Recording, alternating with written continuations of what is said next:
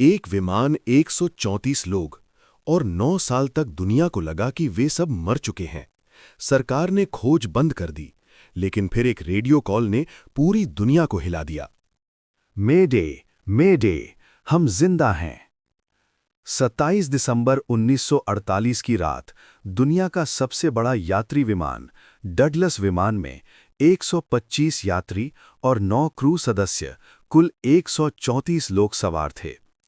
उत्तरी अटलांटिक महासागर के ऊपर लगभग 8,300 फीट की ऊंचाई पर विमान शांति से अपनी 180 मील प्रति घंटे की रफ्तार से आगे बढ़ रहा था। रात के 8:13 हुए थे। कॉकपिट में कैप्टन रॉबर्ट मिलर और उनके को-पायलट सब कुछ सामान्य देख रहे थे, लेकिन अचानक Saint John air traffic control यानी एटीसी के साथ उनका संपर्क कमजोर पड़ने लगा। कैप्टन मिलन ने रिपोर्ट किया कि उन्हें एक मामूली तकनीकी समस्या का सामना करना पड़ रहा है। ये उनकी आखिरी आवाज़ थी। इसके ठीक 10 सेकंड के अंदर विमान एटीसी के रडार से हमेशा के लिए गायब हो गया। विमान की आखिरी लोकेशन बरमूडा ट्रायंगल के ठीक बीच में थी। उस रात जो हुआ तकनीकी खराबी की कहानी से कहीं ज्यादा भयानक था। विमान दुनिया की रहस्यमयी जगह बरमूडा ट्रायंगल के बीच ऐसे बवंडर में फंसा जिसके बारे में किसी ने सोचा भी नहीं था। पलक झपकते ही विमान के अंदर चीख पुकार मच गई। अपनी पूरी ताकत से प्लेन को संभालने की कोशिश की, लेकिन तब तक बहुत देर हो चुकी थी। तूफान ने पूरे विमान को अपनी झपट में ले लिया था, उसे किसी खिलौने की तरह घुमा रहा था। प्लेन के सारे इलेक्ट्रॉनिक उपकरण, कंपस, राडार सब कुछ बंद हो चुका था। विमान किसी इंसान के नियंत्रण में नहीं था, वो बस तूफान की अंधेरी में उड़े जा रहा था। लगभग 1 घंटा जानलेवा बवंडर में घूम जाने के बाद जब विमान तूफान से बाहर निकला, चारों तरफ समंदर था। प्लेन के इंजन अभी भी काम नहीं कर रहे थे, वो धीरे धीरे नीचे की ओर गिर रहा था। तभी को पायलट की नजर सामने एक द्वीप पर पड़ी। वो एक अनजान अनसुना द्वीप था। सबको पता था कि उनकी मौत उनकी कुछ ही पलों की दूरी पर है।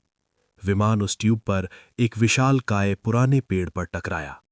पेड़ की सैकड़ों मोटी डालियों ने विमान को किसी जाल की तरह जकड़ लिया।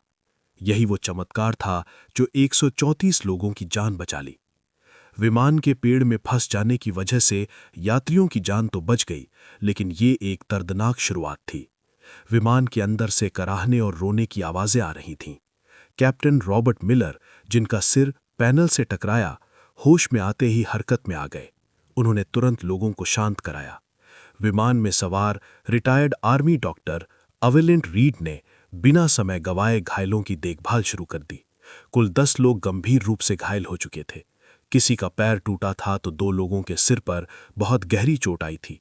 बाकी सभी लोग सदमे में थे। सुरक्षित तो जब सब धीरे धीरे विमान से नीचे उतरे, तब उन्होंने महसूस किया कि वो कहाँ आ पहुंचे हैं। वो एक ऐसा द्वीप था जो किसी नक्शे पर नहीं था, मौजूद नहीं था। चारों तरफ घना जंगल, अजीबोगरीब पेड़ पौधे, अनजानी खामोशी थी। सबसे पहली और बड़ी चुनौती थी पानी। पानी हर कोई प्यासा था। पूरे द्वीप पर दूर दूर तक नदी, झरने या साफ पानी की कोई गुंजाइश नहीं थी। उनकी एकमात्र उम्मीद बारिश का पानी था। कैप्टन ने अपना अनुभव करते हुए समूह में काम बांटा। अमित को विमान से खाने पीने का सामान और काम की चीजें निकालने का काम सौंपा गया। दूसरे लोग कैप्टन के साथ रात गुजारने के लिए एक अस्थायी आसरा बनाने में जुड़ गए। उन्होंने विमान की टूटी हुई चादरों और बड़े बड़े पत्तों का इस्तेमाल किया, काम चलाऊ छत तैयार की, जो उन्हें रात की ठंड और संभावित बारिश से बचा सके। उस पहली रात वो एक दूसरे से सटकर बैठे हुए थे। तब उनके दिलों में एक ही सवाल था, क्या कोई उन्हें ढूंढने आएगा? क्या कभी वो अनजान टापू से निकल पाएंगे? दूसरे दिन की सुबह एक नई और कठिन चुनौती लेकर आई। भोजन की कमी उनके सामने सबसे बड़ी समस्या बनकर खड़ी थी। विमान से जो थोड़ा बहुत खाना मिला, वो ज्यादा दिन चलने वाला नहीं था। उन्हें टापू पर ही भोजन खोजना था, लेकिन कौन सा फल जहरीला है और कौन सा खाने लायक है, वो जानने का कोई तरीका नहीं था। हर कदम पर मौत खड़ी थी। इसी कोशिश में एक अधेड़ उम्र के व्यक्ति ने अनजान फल खा लिया और कुछ ही घंटों के अंदर उनकी दर्दनाक मौत हो गई। तड़प तड़प कर हुई पहली मौत थी। उस मौत ने सभी को अंदर तक हिला दिया। पहली बार सबको ये एहसास हुआ वो सिर्फ ऐसे नहीं है, हर दिन वो बहुत मौत के करीब है। दर्द, सदमा, अनिश्चितता पूरे समूह पर भारी पड़ रही थी। इस घटना के बाद लोगों में सीमित भोजन को लेकर पहला संकट शुरू हुआ, लेकिन कैप्टन मिलन और डॉक्टर अली ने स्थिति को संभाला और लोगों को बिभगने नहीं दिया। इसी दिन विमान ने इंजीनियर और जानवेश में टूटे हुए रेडियो को ठीक करने की कोशिश की। कई घंटों की कोशिश उनका वो कमजोर सिग्नल भेजने में कामयाब रहा। उन्होंने उसकी आखिरी लोकेशन मदद का संदेश भेजा, पर सामने से कोई रिप्लाई नहीं आया।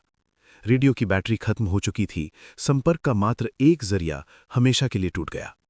दिन बीतते गए, सब 10 दिन बाद कोई बचाव का संकेत नहीं आया। 4 लड़कों ने और एक लड़की ने जवाब दे दिया। एक रात जब सब सो रहे थे गहरी नींद में, तब छोटे से विमान के मलबे से बनी हुई छोटी सी नाव लेकर समुद्र में उतर गए। उन्हें लगा मरने से अच्छा कोशिश करनी चाहिए। वो फिर कभी लौटकर नहीं आए। उनका क्या हुआ, कहाँ गए, एक रहस्य बनकर रह गया। उनके जाने के बाद लोगों को एहसास हो गया लंबे समय तक इसी द्वीप पर रहना पड़ेगा। उम्मीद की मजबूरी में नीले कैप्टन ने सभी को इकट्ठा किया। वीडियो अच्छा लगे तो लाइक कीजिए, पार्ट 2 के लिए कमेंट कीजिए और चैनल पर न्यू है तो सब्सक्राइब कीजिए।